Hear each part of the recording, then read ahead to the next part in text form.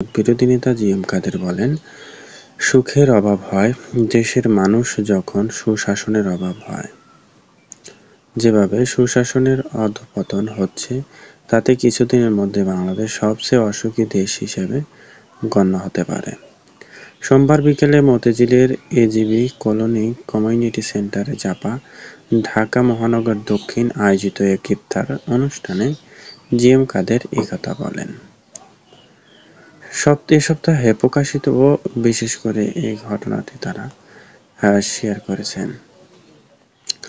জাতিসংঘের পৃষ্ঠপোষকতায় প্রকাশিত এই প্রতিবেদন বিশ্বের ১৪৩টি দেশের মধ্যে এবার বাংলাদেশের অবস্থান ১২৯তম।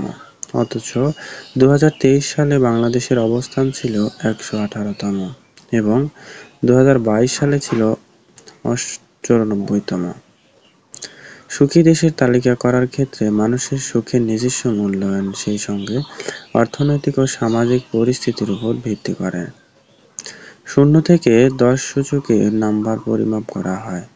পাশাপাশি প্রতিটি দেশের মানুষের ব্যক্তিগত সুস্থতা ও অনুভূতি, ব্যক্তিগত স্বাধীন ও উদ্বেগতা রয়েছে।